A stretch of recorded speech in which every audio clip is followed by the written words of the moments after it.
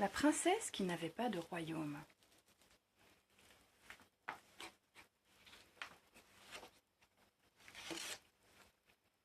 La princesse qui n'avait pas de royaume d'Ursula Jones et Sarah Gill. Il était une fois une princesse qui n'avait pas de royaume. Elle ne possédait qu'une carriole et une jolie petite pouliche nommée Coquette. Chaque jour, la princesse menait son attelage un peu plus loin, à la recherche d'un royaume, s'abritant lorsqu'il pleuvait sous un grand parapluie rouge.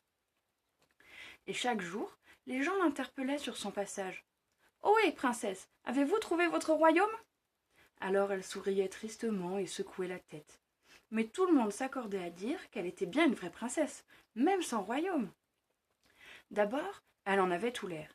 Et puis, n'était-ce pas ainsi qu'on l'appelait, la princesse sans royaume ? La princesse sans royaume n'était pas riche, comme le sont d'habitude les princesses. Mais elle gagnait un peu d'argent en transportant des paquets bizarroïdes, impossibles à envoyer par la poste. Par exemple, des œufs d'autruche sur le point d'éclore, des chiens en quête de nouveaux horizons, ou même d'indomptables mamies. Et tout en effectuant ces livraisons, elle continuait à se chercher un royaume. « Il doit bien en avoir un quelque part, » murmurait-elle à l'oreille de Coquette. « Une princesse sans royaume, ce n'est quand même pas possible. » Et Coquette remuait la tête, de haut en bas d'un air sagace.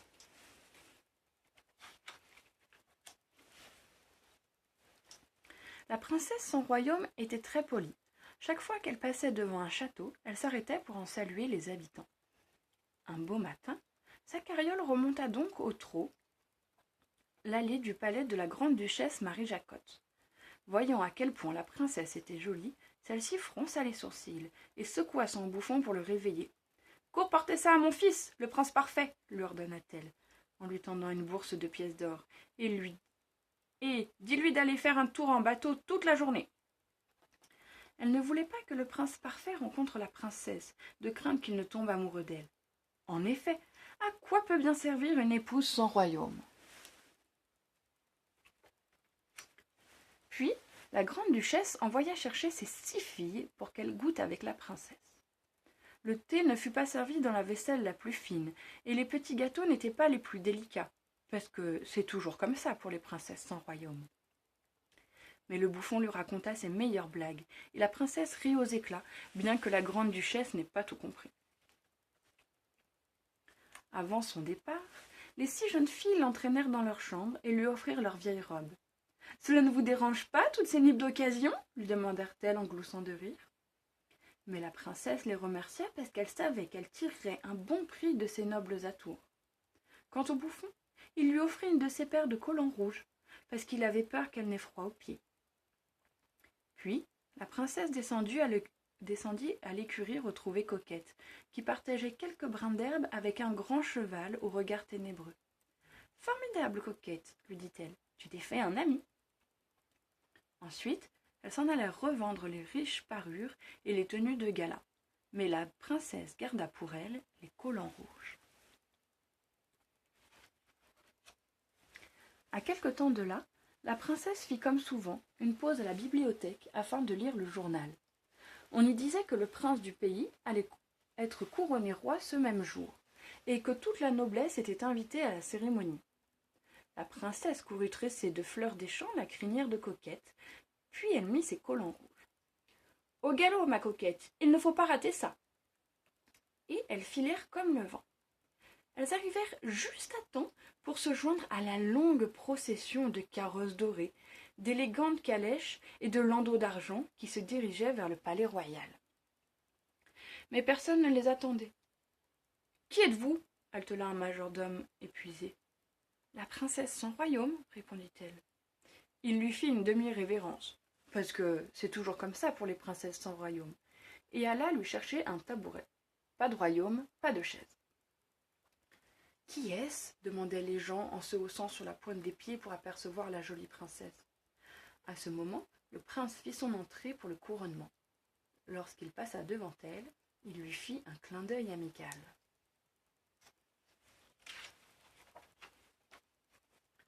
Ensuite, il y eut un bal.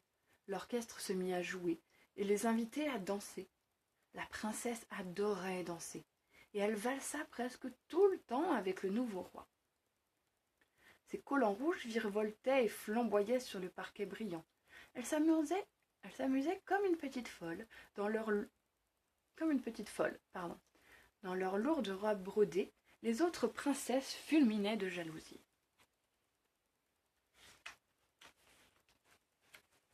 À l'heure des rafraîchissements, tous les princes s'assemblèrent autour de la princesse pour lui offrir de délicieux petits fours et lui demander son nom. « Je suis la princesse sans royaume, leur expliqua-t-elle. En fait, j'en cherche un. »« Ne cherchez plus, s'écria le prince parfait, un genou à terre. Épousez-moi et vous aurez le mien. D'horreur, la grande duchesse Marie-Jacotte tomba de sa chaise. Ce petit royaume de rien du tout, ricana le prince Edmond du Mont. Prenez plutôt le mien, princesse. Il est 2 fois plus grand que celui de ce gros nul de parfait. Le prince parfait en fut si furieux qu'il écrasa un cornet de crème glacée sur le nez du prince Edmond. C'est moi qui le lui ai demandé le premier, cria-t-il. Vous avez de la chance que je n'ai pas amené mon escadrille volante, répondit Edmond, le prince Edmond furibond, tout dégoulinant de glace à la vanille. Pour toute réponse, le prince parfait lui fit un pied de nez. Le nouveau roi s'aperçut de ce qui se passait et s'approcha à son tour de la princesse en écartant les 2 autres. Il s'inclina devant elle pour lui baiser la main. « Laissez-moi vous offrir le mien, princesse. En comparaison, leurs royaumes ne sont que de ridicules terrains de football tout marécageux. » De rage, les 2 princes se mirent à bombarder le roi de gâteaux bien gluants. Le roi leur rendit immédiatement l'appareil, et aussitôt tous les courtisans se livrèrent à une grande bataille de petits fours. Un tel gaspillage ne plut pas du tout à la princesse. Alors elle s'éclipsa discrètement en direction des écuries royales, où Coquette piaffait d'impatience. « Tu as raison, ma Coquette, il est temps de partir. Tous ces princes ne sont bons qu'à se crêper le chignon. » Et elle repartit à la recherche d'un royaume, laissant Coquette s'orienter à sa guise sous la clarté d'une lune aussi dorée qu'un bouton d'or. À l'aube, elles avaient passé la frontière, et au lever du soleil, Coquette s'arrêta près d'un grand cheval ténébreux dont la carriole était coincée dans le fossé. Un charmant jeune homme était en train d'essayer de l'en sortir. Aussi, la princesse décida-t-elle de lui donner un coup de main. À eux 2, ils eurent tôt fait de réparer les dégâts. « Merci, princesse, dit le jeune homme. « Ah, tiens, s'enquit la princesse, puisque vous avez deviné que j'en suis une, sauriez-vous où je pourrais me trouver un royaume par hasard? J'en cherche un depuis si longtemps. »« Ici, répondit-il, se posant la main sur la poitrine du côté gauche. « Je vous ai déjà vu quelque part, réfléchit la princesse à la vue du costume rouge et vert sous son manteau. « Vous êtes le bouffon de la grande duchesse ?»« J'étais, répliqua-t-il. « Mon contrat est terminé. Mais vous êtes la reine de mon cœur, et votre royaume est ici. » Il se tapotait le cœur. « Tout cela est bel et bon, rétorqua la princesse. Mais il faut un vrai royaume pour élever des enfants. »« Des enfants ?» sursauta le jeune homme. « Ma parole, vous êtes en train de demander ma main ?»« Effectivement, répondit la princesse. On dirait que c'est moi qui fais tout par ici. » Le bouffon ne répondit pas. Il s'éloigna de quelques pas et entra dans une auberge au bord de la route. « Ah, se dit la princesse.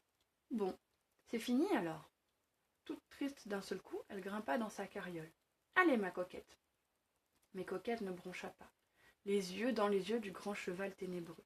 Elle semblait très absorbée. À ce moment, des rires s'élevèrent de l'auberge, et en moins de temps qu'il n'en faut pour le dire, le bouffon réapparut, le chapeau débordant de pièces.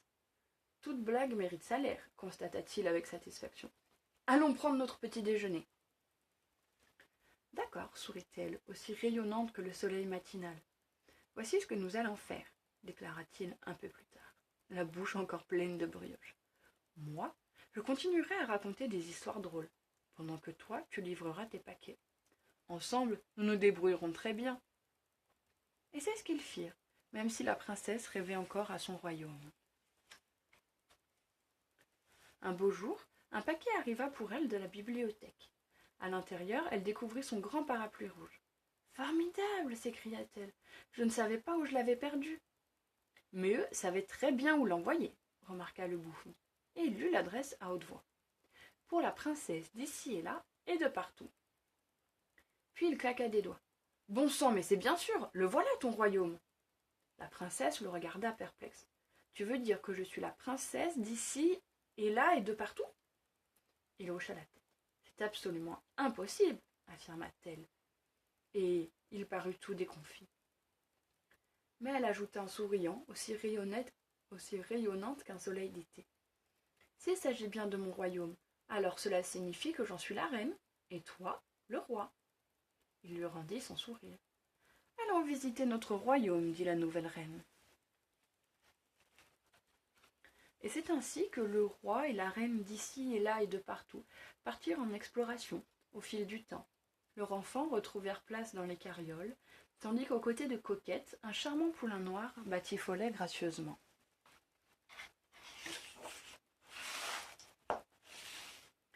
L'ISBN de ce livre, c'est 978 2 01 393 174 8.